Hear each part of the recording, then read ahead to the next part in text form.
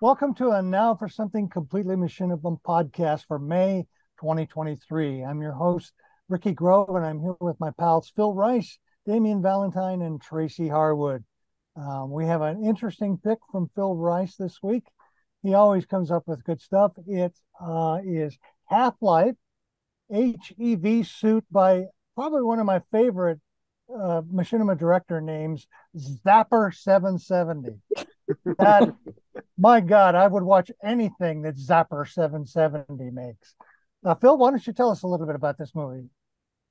Yeah, this was recommended to me by a friend who I guess I had shared with him some of the picks that we've done from Half-Life 2 movies. In particular, I think the one that triggered this was the one from a couple months ago where it was a video that was kind of a mock employment orientation video, in Half-Life 2 or the Source Engine or something. Mm-hmm. Very funny and satire. And he sent me this, and he kept sending it. He sent it. I says, yeah, I'll add it to my playlist. I'll watch it when I get a chance. And he just kept, did you watch it yet? Did you watch it yet? Like, he says, this movie it's your humor, man. You're gonna love this. I'm telling you. And finally, I was like, oh, right already. And then, yeah, I loved it. It's the most machinima movie that I've picked in a long time, I think, because it is the whole root of the central joke of it is very much rooted in observation about the game. It might not make a whole lot of sense to anyone who doesn't know much about the game. In fact, it probably won't make any sense.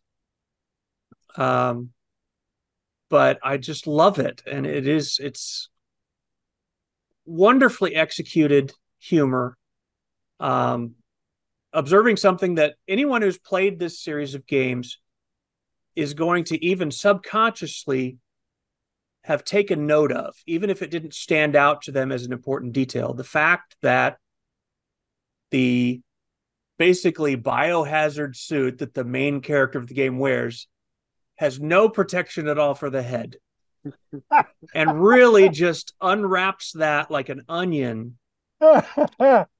And the way that they chose to, okay, so I'm a student of comedy, though not in the same sense that, like, Paul Marino, who's won an Emmy for it and stuff, I think, or a Emmy, is it? Yeah. He's a true student. Like, I mean, I think he actually learned from people who really know what they're doing.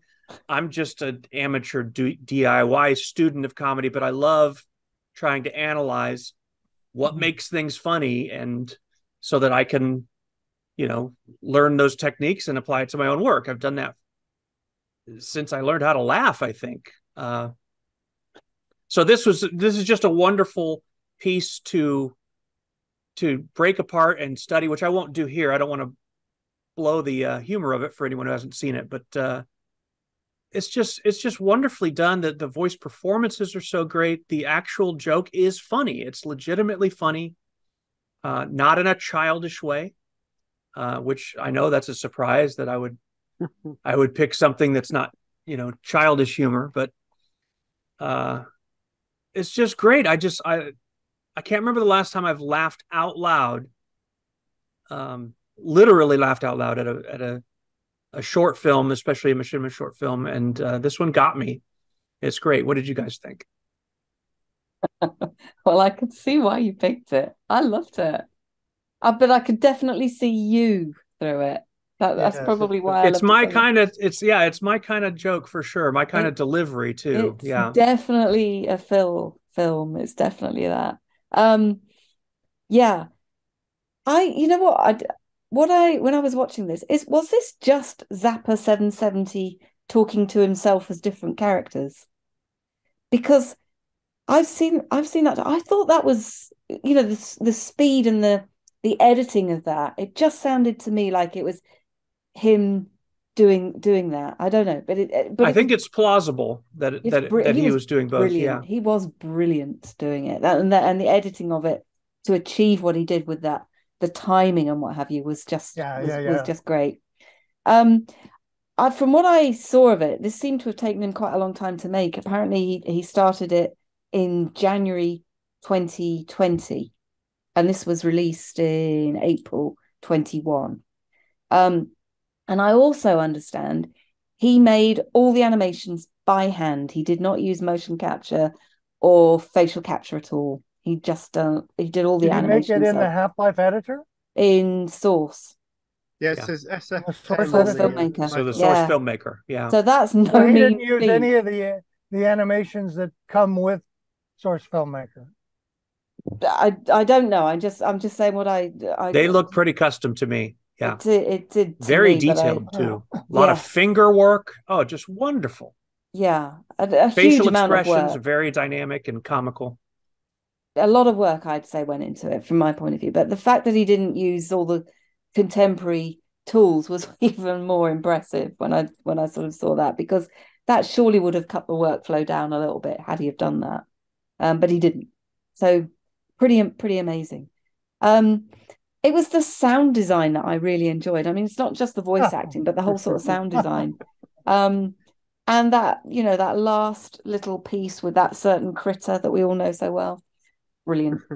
Just so dry. Just Yes. Yeah. There's nothing else I can say about it, really. I mean, it was just perfect comedy timing. Very well done. Really enjoyed it. Thank you. I think Gordon Freeman has an excellent point with the issue he raises with the suit. It actually reminded me of being at a convention, and I was in a meet-up with some fellow Mass Effect cosplayers, and we were all there in our N7 armor, and the photo shoot had finished, and we were just kind of there. Someone was trying to sit down and couldn't, because the armor was so restrictive with movement. And he said, all these costume designers for these video games don't think about how practical these things actually are for people to wear. And that's what came to mind when I was watching this. Yes. Whoever designed the suit for the lab wasn't thinking too clearly about the safety of the person wearing it. So that's the conversation that came to my mind. I had a really good laugh from it, and it was perfectly done. It was just the right length to tell the joke. A little bit afterwards that makes the joke even funnier, and it was just so well done. It's definitely a Phil kind of film. So yeah, I'm glad you chose it. I don't really know what else I can say about it because it was so well done.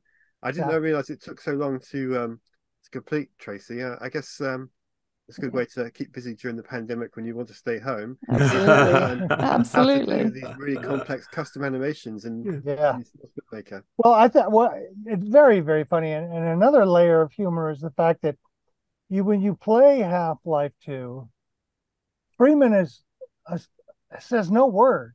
You're looking at the world through Freeman's point of view, and he's so heroic that you sort of think of him as the typical American hero, quiet, the Gary Cooper kind of character, quiet, noble. The fact that he's so goddamn petty in this scene, you know what I mean? Okay, so the guy made a mistake, but he takes it to the extreme in making his point, which is why it's so funny. Yes.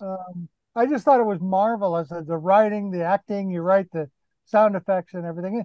If I had anything to say, would be I wasn't quite as impressed with the animation as you guys were, because there's some very smooth animations, and we've seen quite a bit of source editor animation editing and the blending of various animations together, and that's really good. If he customized his own stuff, sometimes the connections between the animation edits were a little jumpy for me. Sometimes almost a Gary's mod feel at points, right? Exactly. Where it's a little jittery, which pulled me out of the scene just a tiny bit. But that's a minor complaint to the overall humor of the film and the funny and the kind of thing that I like, my kind of humor, because I generally am not a big fan of, I don't know why, I'm just not crazy about comedy, in general. Probably because it was just so hard to do as an actor for me. Sure. I always was marveled when I would say a line with a certain timing and the whole audience would just erupt in laughter. In the back of my mind, there would be this little question mark going, why are they laughing? Did I do that? So it's probably because I don't have a natural affinity for it, but still, that's this sense of humor, this sort of characters against each other, characters getting little petty revenges on each other for stupidities that each of them have done, logical inconsistencies in what somebody says that you don't normally do in daily interactions with people. You just can, somebody says something that's completely outrageous or completely wrong, and you just nod and go, yeah, sure, that's right. Whereas in this one, they don't do that at all. And they keep his grudge all the way through to the end, and which makes it even funnier. It's a great choice, Phil.